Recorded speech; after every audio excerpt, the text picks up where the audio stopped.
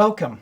I'm Pastor David Jansen. I teach the adult Bible study class at Grace Community Bible Church on Sunday mornings at 9 o'clock. It's called Pathfinders.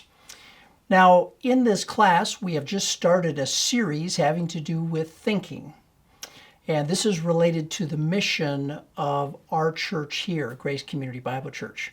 Now, when you think about a mission for a church that's going to be biblical, it's going to have a number of things. First of all, there has to be a focus on the Great Commandment, love God and love people, on the Great Commission, making disciples of all nations, also on training and equipping believers to do ministry, an overall focus of glorifying God in everything that we do, plus actually believing the Bible.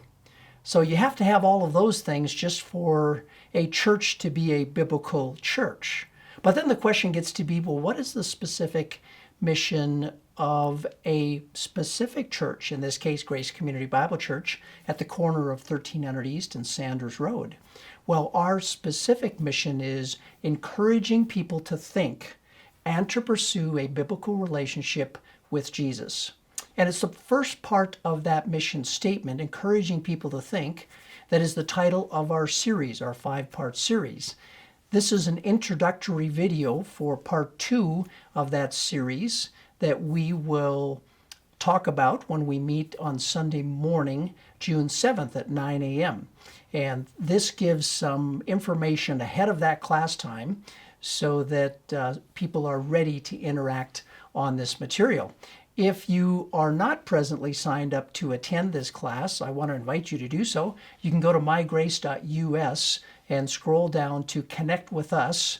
Click that and fill in the information. It'll be sent to me, and then I will send you a link, a Zoom link to our class, and you can join us if you would like.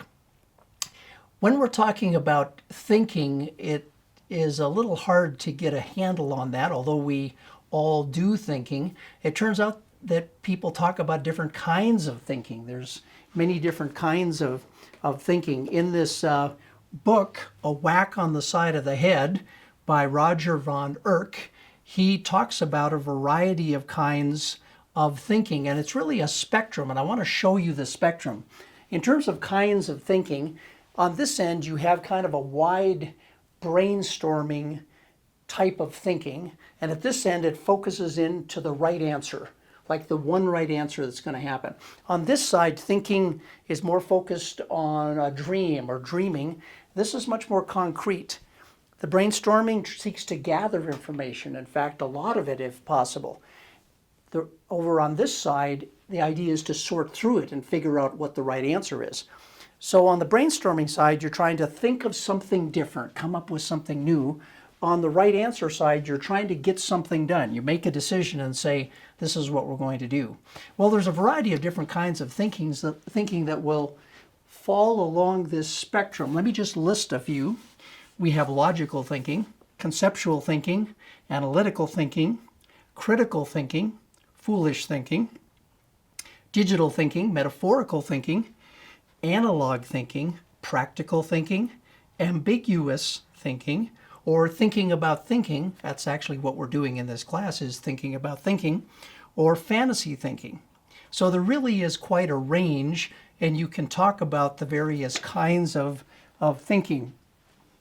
When I'm talking about thinking, we can go to a dictionary, and this is what we'll find, that one use of think is using our mind actively to form connected ideas. So this focuses on kind of our conclusions, or it refers to having a particular point of view about something. Except my stand is falling down here. Let's see if I can help that a little bit. There we go. Okay. Having a particular view about something. I think such and such. That's kind of my view. This is the process, and this is kind of the conclusion. Let me show you another diagram related to it. When we think about thinking, it includes the process, which I listed up here. It also includes the conclusions that a person has. And so here's our person who's busy thinking. What's going on in their head is the process. And once they come to a conclusion, then they can perhaps articulate it, write it down, and say, this is what I think, kind of conclusion. These things happen as we interact with the world, with other people, with ideas, with things that are happening in circumstances. So thinking is taking place and involves those two aspects.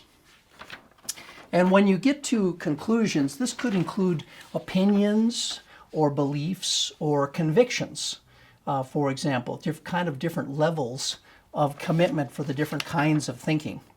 Now, when it comes to religion, we want to encourage people to think, because Jesus and the writers of the New Testament, and the entire Bible for that matter, did exactly that. It's interesting to me because some religions will say when the leaders speak, the thinking has been done. We don't believe that. In fact, we believe exactly the opposite. When the leader speaks, the thinking has just started. That's the idea. That's why it's part of our mission statement here at Grace Community Bible Church, encouraging people to think. Now, in terms of encouraging people to think, there's a variety of tools that can be used in terms of interacting, this interaction part here in particular that helps with this process of thinking. So I have used this toolbox illustration before, but let me remind you.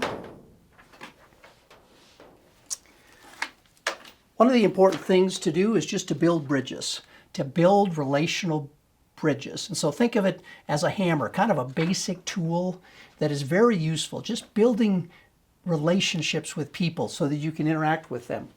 I think another important thing is the idea of the pliers, which is talking about Jesus.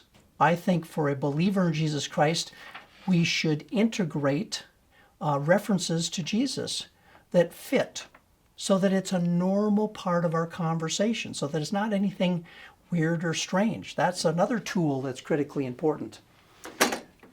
A third tool is the tape measure tool, which is the asking questions.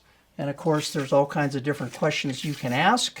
And this is the one that I find particularly helpful. But I do have to build relationships, and I do have to talk about Jesus. And then asking questions becomes an excellent tool that causes me to think and hopefully causes others to think as well. See, Jesus encouraged people to think. When he was here interacting, he was great at it. Now, what did he do? Well, the fact that he was God and could do miracles, that probably really helped. And his teaching was very impressive, and that got people to think. But one of his main tools was asking questions. When he would interact with individuals or even with groups, or with his disciples, was to ask them questions. And in our lesson on Sunday, that's what we're going to focus in on, is Jesus asking questions so that we can learn from him about interacting and encouraging people to think, and in fact, even encouraging ourselves to think, or encouraging each other. One author, when he looks at the Bible and looks at the Gospels to see what Jesus is doing, he comes to a number of very interesting observations in his book, Teaching as Jesus Taught. Roy Zook, I had him as a professor at Dallas Seminary. He was outstanding. But one of the things that he focused in on was the questions.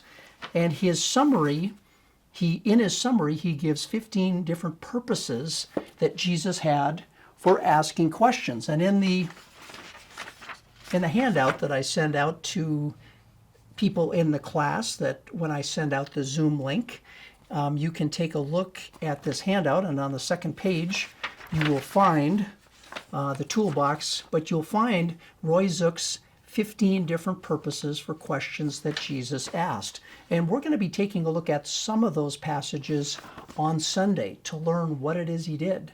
Now, Jesus asked questions quite a few different times, and some of them are very well known. He was talking to his disciples, and he said, "Who do people say that I am?"